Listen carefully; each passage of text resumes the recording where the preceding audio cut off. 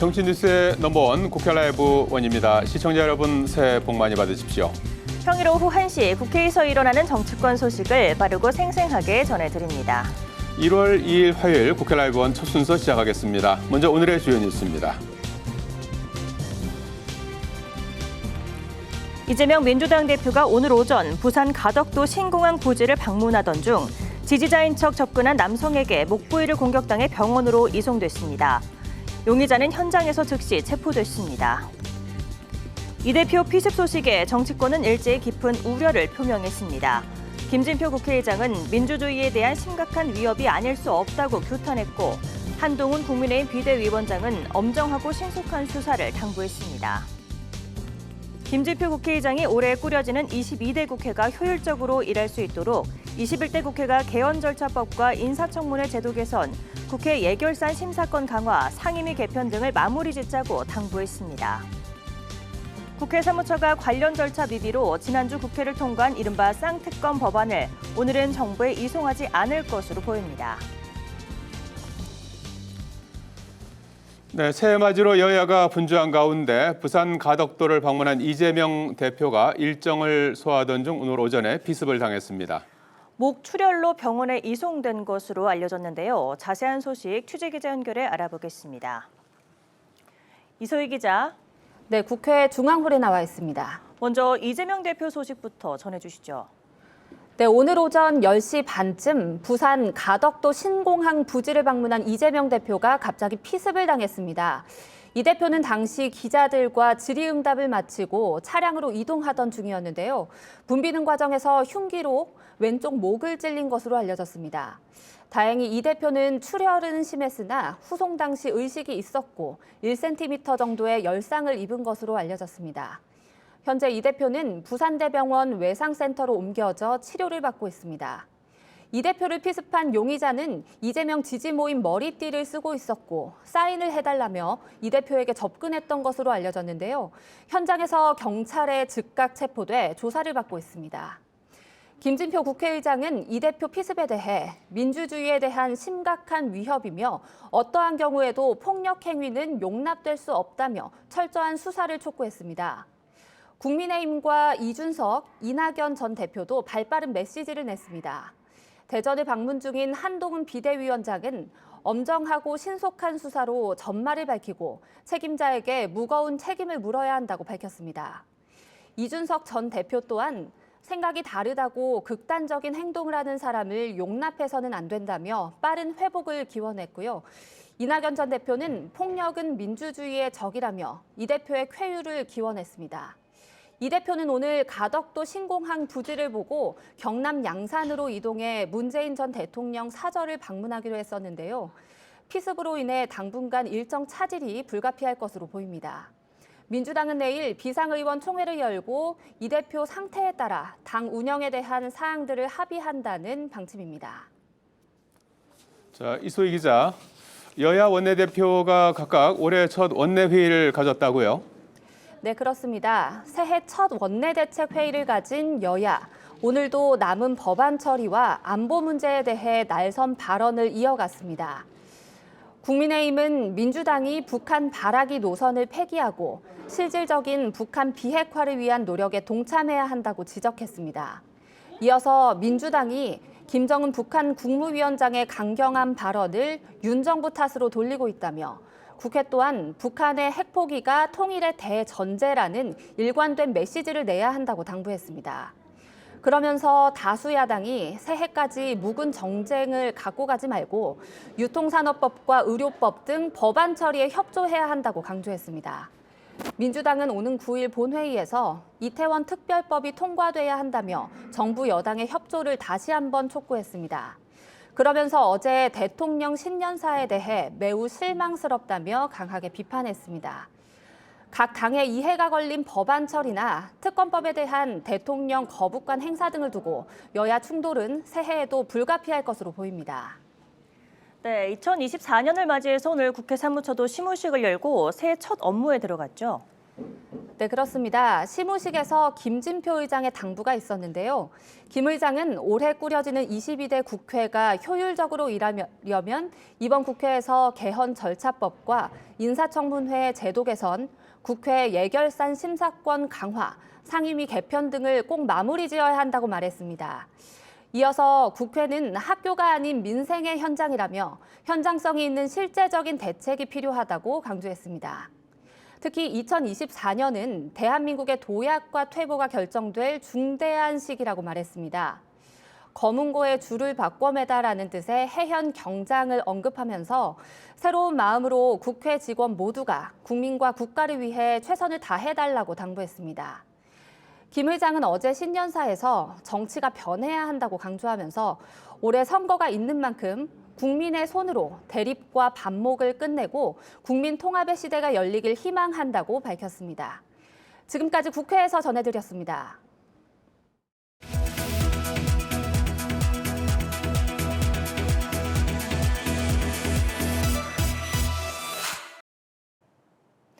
국회 사무처가 관련 절차 미비로 지난주 국회를 통과한 이른바 쌍특검 법안을 오늘은 정부에 이송하지 않을 것으로 보입니다. 쌍특검 법안은 윤석열 대통령의 부인 김건희 여사의 도이치모터스 주가 조작 의혹과 대장동 개발 사업 50억 클럽 뇌물 의혹을 각각 수사할 특별검사를 임명하는 내용으로 야당 주도로 지난달 28일 국회 본회의를 통과했습니다. 윤석열 대통령은 국무회의에서 쌍특검 법안 제2요구안이 심의 의결되면 이를 제가하는 방식으로 거부권을 행사할 방침입니다. 국민의힘이 재정 건전성 확보를 위한 국가재정법이 본회의에서 통과될 수 있도록 협조해달라고 야당에 촉구했습니다. 유성걸 의원은 정부의 건전재정 기조에도 실질적인 나라 살림 상태를 나타내는 관리재정 수지가 작년보다 올해 33조 원가량 늘어날 전망이라고 설명했습니다. 특히 지난 기획재정위원회 경제재정 소위에서 충분히 논의된 만큼 국가재정법이 조속히 통과돼 미래 세대의 부담을 덜어줘야 한다고 당부했습니다. 홍익표 더불어민주당 원내대표가 어제 윤석열 대통령이 신년사에서 패거리 카르텔을 타파하겠다고 밝힌 것을 두고 철지난 이념 타령이자 편가르기라고 비판했습니다. 홍 원내대표는 오늘 원내대책회의에서 윤 대통령이 민생 문제와 대한민국의 구조적 위기에 대해 구체적 해법을 제시하지 못하고 있다고 주장했습니다. 또 오만과 독선에 가득 차고 현실과 동떨어진 자화자찬으로 국민 기대에 어긋나고 있다고 지적했습니다.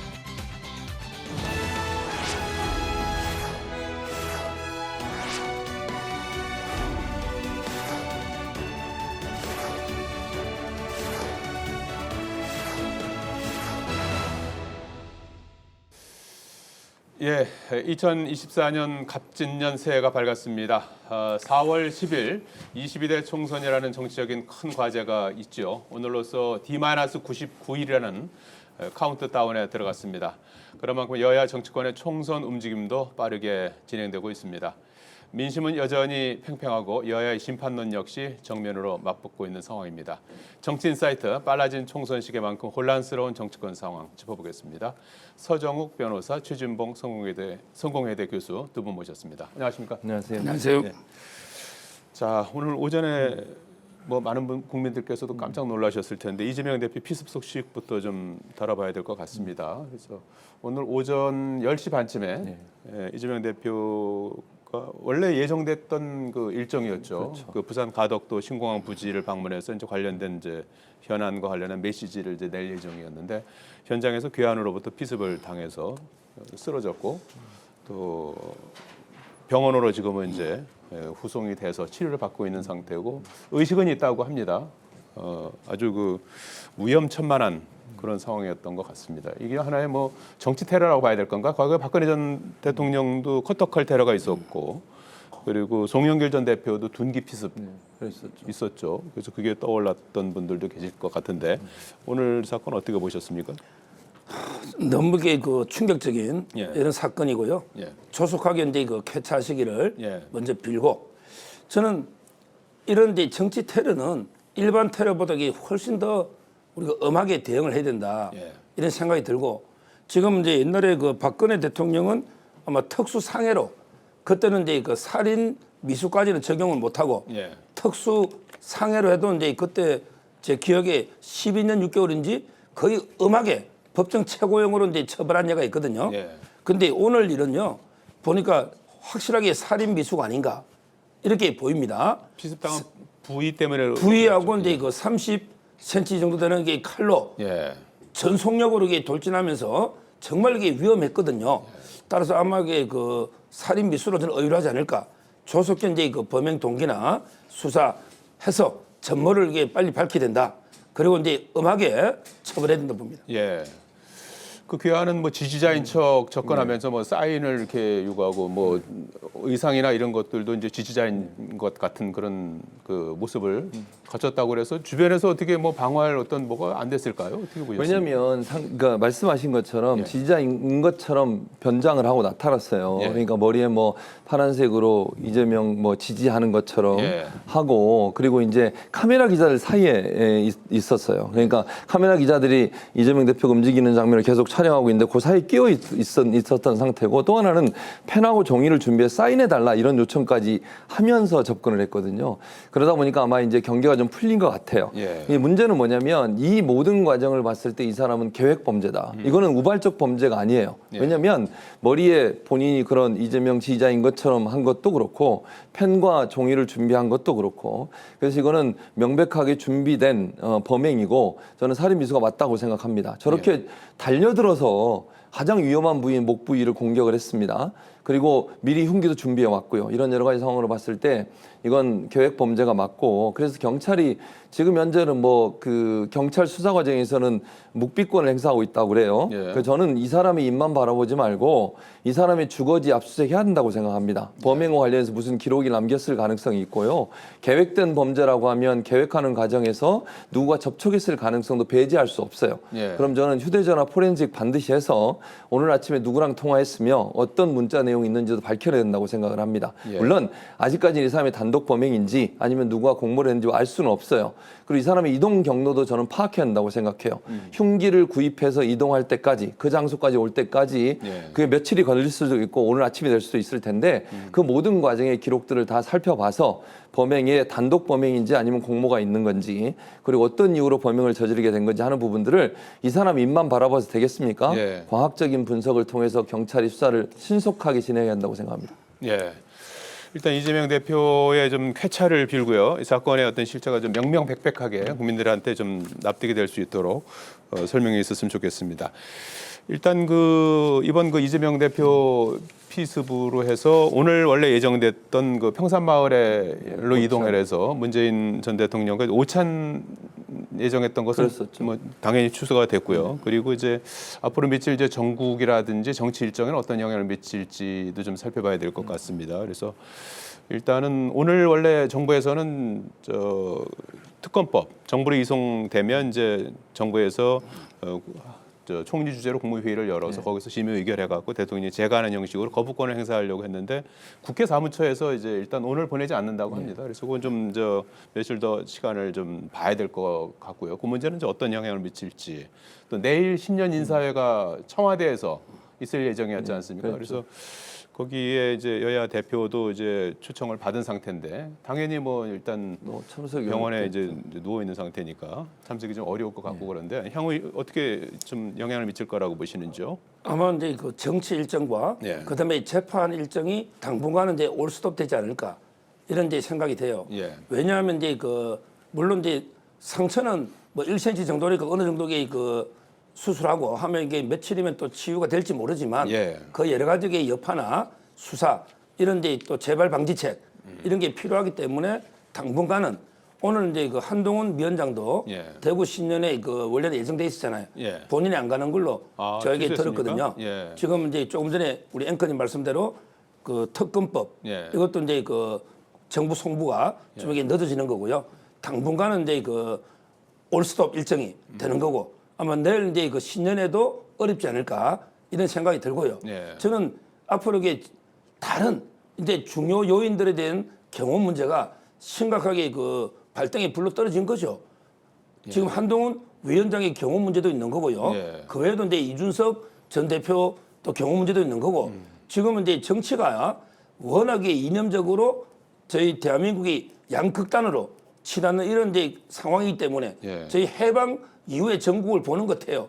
해방 이후에 얼마나 정치 테러가 횡행했습니까? 예. 이거 정말 이게 뿌리 뽑고 철저한 예방을 해야 되기 때문에 당분간은 이제 그쪽으로 좀 이게 그 대비를 해야 되기 때문에 예. 일정은 이게 올 수도 될 걸로 보입니다. 예, 정치 일정은 상당한 차질이 불가피할 것이다 이렇게 전망을 해주셨고 특히 정치인들에 대한 선거가 이제 99일 앞으로 다가왔는데 경호라든지 안전 문제 이런 부분들을 좀 더 좀 들여다봐야 될 것 같아요. 맞습니다. 지금 말씀하신 것처럼 정치 일정은 대부분 이제 진행하기가 어렵죠. 예. 내일 뭐 신년에도 뭐 이재명 대표 당연히 참석할 수가 없는 상황이 됐고요. 예. 그리고 이제 민주당 입장에서도 이거 이재명 대표의 건강 상태를 좀 지켜봐야 되는 상황이기 때문에 다른 정치 일정을 진행하기도 어려울 겁니다. 당 내부 일정도 뭐 일단 차질이 취소- 불가피하겠죠. 차질이 불가피하죠. 오늘 당장 뭐 이제 문재인 전 대통령과의 예. 오찬도 취소됐지만 경남도당의 신년회도 취소가 됐어요. 예. 그래서 여러 가지 민주당 일정들도 일단 잠정 취소가 될 것 같고요. 일단 이재명 대표의 건강 상태가 어떻게 진행되는지 좀 지켜봐야 될 것 같습니다. 그리고 나서 차후에 어떻게 진행될지 좀 봐야 될 것 같고 예. 정부나 국민의힘도 뭐 촉각을 곤두세우고 보고 있겠죠. 어떤 형태로 갈지. 예. 근데 뭐 저는 그 정치인들한 테러 이건 당연히 막아야 된다고 생각을 하고요. 경찰이 이번 기회에 이 정치인들은 경호를 다시 점검해야 돼요. 이렇게 느슨하게 물론 뭐 그 사람이 지지자로 변장을 하고 위장을 하고 왔기 때문에 그럴 수도 있다고 생각할 수도 있겠지만 정치적으로 유력한 사람들에게 일반인이 접근하는 게 너무 쉽게 허용되는 것은 위험성에 노출되는 거거든요. 이건 분명히 반드시 경찰이 이번 기회에 정치인들에 대한 경호 매뉴얼이라든지 예. 아니면 방향들을 좀 제대로 잡을 필요가 있지 않나 이런 생각이 듭니다. 예, 그 기한도 이제 강력한 처벌을 좀 해야 되고 재발 방지를 위해서 또 법안 같은 것들도 좀 정비해야 될 것 같고 특히 경호 문제를 다시 한번 점검하는 계기가 됐으면 좋겠다는 말씀해 주셨는데 자 지금 새해 들어서 이제 4월 총선이 이제 99일 앞으로 다가오면서 여러 여론조사들이 쏟아져 나오고 있습니다. 그래서 많은 그 뭐 다양한 어떤 각도에서 다양한 내용들이 나오고 있는데 그 중에서 이제 뭐 이렇게 핵심적인 것들을 추려 보면 여야의 정당 지지율이 상당히 근접해 있는 것 같아요. 뭐 붙어 있다고 해야 될까요? 뭐 이렇게 지금 오차 범위 안에서 이제 엎치락뒤치락 하고 있는 그런 상황인 것 같고 다만 이제 어떤 질문지에 따라서 좀 이제 약간 좀 다른 그 양상이 좀 견제론이냐 이제 안정론이냐 이 정권을 이제 견제해야 되느냐 총선을 통해서 지원할 것이냐 이렇게 이제 물어보면은 견제가 좀 오차 범위 밖에서 더 높게 나타나는 것으로 나타나고 있습니다. 그 왜 그런 건가요? 원래 이제 국민들의 심리가요. 예. 항상 이제 그 여당은 이제 조직이나 좀 숨은 표가 있고 아마 야당의 견제론이 조금 더 먹히는 거는 역대 선거도 이게 공통된 현상인데 예. 저는 이번 선거의 그 가장 중요한 변수는 두 가지로 봐요. 예. 여야 막론하고 하나가 이제 사법 리스크하고요. 예. 그다음에 분열 리스크가 있습니다. 예. 분열. 예. 뭐냐면 이제 그 양쪽 다 사법 리스크가 있는 게 야당은 이제 이재명 대표에 대한 재판이나 예. 수사 추가 이런 데 리스크가 있는 거고 그다음에 여당은 이제 쌍특검 있잖아요. 예. 도이치모터스 예. 또는 이제 50억 클럽 이게 거부권을 하든 뭐 어떻게 되든 리스크가 있는 거예요. 양쪽 다 이제 이게 사법 리스크고 그다음에 양쪽 다 또 분열 리스크가 있습니다. 예. 여당은 이제 이준석 전 대표의 그 분열 탈당이 있고요. 그다음에 야당은 이낙연 예. 전 대표의 또 탈당 분열이 있잖아요. 과연 이게 어느 이낙연 신당 예. 하고 이제 이준석 신당 어느 게 더 양쪽의 보수 진보표를 깔아먹느냐 예. 여기에 따라서 상당히 그 판세가 출렁이는 정말 이게 예측 불허. 지금 정치 전문가들도 과연 이게 누가 일당이 될지 정확한 이게 예측이 어려울 정도로 혼전 예. 이런 상황이 아닌가. 앞으로 이게 99일 동안 얼마나 더 처절하게 노력하는가 양당이 예. 여기에 따라 승패가 좌우될 걸로 보입니다. 예. 여야 모두 사법 리스크, 그다음에 분열 리스크를 이제 안고 싸우는 선거인데 그것을 이제 어떻게 관리하느냐에 따라서 결과가 달라질 수 있다 이렇게 말씀해 주셨는데요. 그 앞서 말씀해 드렸듯이 이제 정당 지지율과 이른바 이제 프레임 선호도가 좀 달리 나타나는 현상. 민주당 입장에서는 이제 정당 지지율은 이제 견제론이 압도적으로 높은데도 불구하고 정당 지지율이 비슷한 건 정당의 지지율을 좀 올려야 되는 숙제가 있는 것 같고. 그렇죠. 국민의 입장에서는 정당 지지율이 비슷한데 이제 정권 견제론이 우세한 것은 대통령 지지율을 올려야 되는 숙제가 있는 거. 그렇게 해석을 해야 되는 건가요? 그러니까 두 가지가 다른 점은요. 예. 첫째는 민주당에 대한 지지율이 어쨌든 국민의힘과 오차범위 내에 있다는 것은 예. 민주당이 잘하고 있다라고 보지 않는 게 많다는 거예요. 예. 한마디로 얘기하면, 그러니까 민주당 지지층 내에서도 또는 중도적 성향의 분들도 민주당이 일을 제대로 못하고 있다라는 부분에는 공감을 하는 것 같아요. 그 부분이 이제 아마 정당 지지율, 그리고 이제 국민의힘 지지율이 예전보다 약간 상승 국면을 타는 것은 한동훈 비대위원장이 들어오면서 뭔가 변화가 있을 거라는 기대감이 예. 떠났던 보수 세력들을 다시 결집시키는 효과가 있는 것 같습니다. 아. 그러니까 국민의힘의 지지율이 약간 상승이 되는 것은 예. 한동훈 비대위원장 들어와서 당정 간의 어떤 관계가 수평적 관계로 갈 수 있겠다는 기대감을 어느 정도 하는 것 같아요. 예. 그건 이제 보수 지지층을 말씀을 드리는 겁니다. 물론 진보 지지층에서 그렇게 한다고 보진 않고요. 그래서 지지율이 어느 정도 좀 상승한 것 같다. 그래서 정당 지지율은 그 차원에서 약간 좀 붙어 있는 양상이라면 예. 그럼에도 불구하고 이번 총선판을 보는 견해는 정권 심판론이 세게 불고 있다는 걸 인정하는 것이 두 번째 결과라고 저는 생각해요. 예. 그러니까 정당에 대해서는 그렇게 생각하지만 그럼에도 불구하고 윤석열 대통령의 현재 하고 있는 국정 운영에 대해서는 실망감이 크고 거기에 대해서는 뭔가 경고를 해야 되겠다는 마음이 큰 거죠. 예. 그런 부분들은 민심에 반영돼 있다고 생각해요. 그러니까 당으로 보면 민주당이나 국민의힘이나 그렇게 만족스러운 행동을 하지 못하는 것은 반영이 돼서 여론조사가 나왔다고 하면 예. 그럼에도 불구하고 총선은 이게 당을 보고 찍는 부분도 있지만 정권에 대한 심판이라고 하는 프레임이 강하게 작동하고 있는 증거다. 예. 그런 부분이 결국은 두 번째 이 조사 결과, 즉 정권 심판을 위해서 일정 부분 정권에게 좀 야속하게 보일 수도 있지만 경고하는 메시지를 던져야 되는 여론이 더 큰 게 아닌가 이렇게 보여집니다. 예, 정권 견제론이 좀 더 세게 불고 있어서 결과는 아마 이제 어떻게 나타날지 모르겠습니다만 이제 그런 이제 흐름으로 갈 수도 있겠다 이제 이렇게 전망을 해주셨는데 때로는 또 총선에서 지원론이 또 힘을 얻기도 하지 않습니까? 네. 그렇죠. 근데 이번에는 이제 견제론이 좀 더 우세하다 이렇게 전망을 해주셨어요. 자, 윤석열 대통령이 어제 새해를 맞아서 민생을 적극적으로 돌보는 따뜻한 정부가 되겠다 이렇게 이제 강조했고 신년사를 발표했는데 또 카르텔을 언급했습니다. 이권과 이념에 기반을 둔 패거리 카르텔을 반드시 타파하겠다. 이게 무슨 뜻입니까? 먼저 이제 따뜻한 정부는요. 예. 아마 이제 그 한동훈 위원장하고 이제 투트랙으로 역할 분담이 좀 있지 않을까. 예. 무슨 말이냐면 이게 그 대야 공격은 한동훈 위원장이 이제 그 전담을 하고 예. 대통령은 이제 그 국가 원수 입장에서 국민 전체를 아우르는 이런 데 민생이나 경제에 좀 전념하겠다.